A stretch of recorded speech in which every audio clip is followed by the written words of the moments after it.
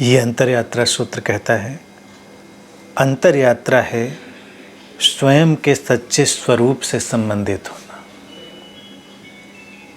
अब इस सूत्र की बात तो स्पष्ट है, लेकिन प्रश्न ये खड़ा होता है कि सच्चा स्वरूप क्या है, किसे हम सच्चा स्वरूप माने। ये सूत्र ये बात तो कह रहा है कि सच्चे स्वरूप से संबंधित होना है अंतरयात्रा। तो इसका तात्पर्य ये है कि जो जो हमारे ऊपर आरोपित हो गया हमारा स्वरूप है, उसको छोड़ना है, उसको विड्रा करना है। जैसे कुछ ढक गया हो और हमें उसे वापस अनावृत करना हो, उसे खोलना हो, ये वैसी ही बात है।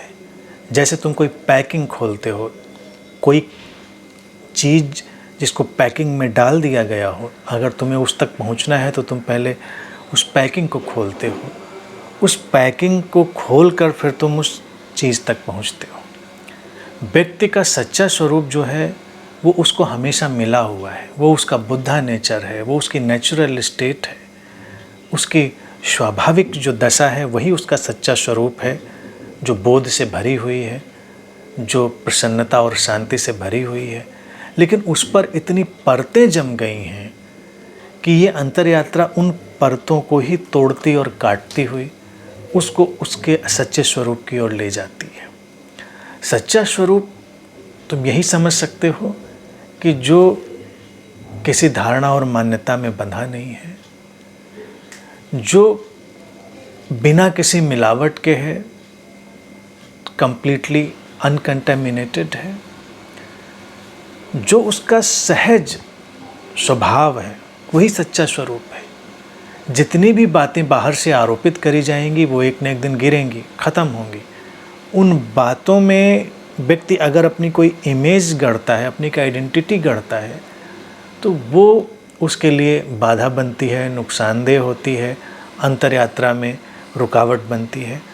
इनर जर्नी या अंतरयात्रा सच्चे स्वरूप से इसी प्रकार जोड़ती है कि जब किसी भी सीकर को ये लगे कि अब कोई भी ऊपर से बाहर से आरोपित किया गया, प्रोजेक्ट किया गया आइडिया या प्रोजेक्ट की गई कोई धारणा, कंसेप्ट नहीं है और वो पूरी तरह सहज है, और इस सहजता का जो परिणाम है वो उसकी प्रसन्नता और शांति के रूप में है।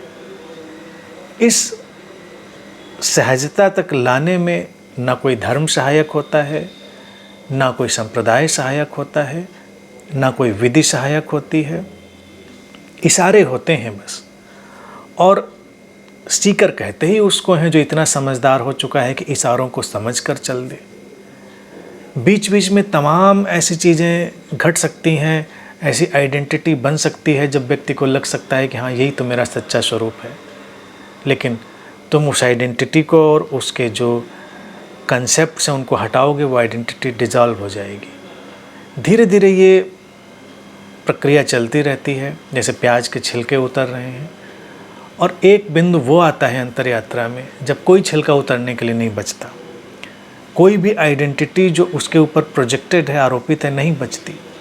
तो वही सच्चा स्वरूप है, वही शून्यता है, वही उसकी जो असीमित अवस्था है वही है। तो इस सूत्र कहता है अंतरयात्रा उसी से संबंधित होना है, सच्चे स्वरूप से। तो ये तो हर व्यक्ति को खोजना है और अपने सच्चे स्वरूप के ऊपर जो परतें इकट्ठी हो गई हैं, जो पैकिंग पैदा हो गई है, उसको हटाना है, तोड़ना है, काटना है। और एक बार ये पूरी प्रक्रिया समझ में आ जाती है तो बहुत ही आसान हो जाता है।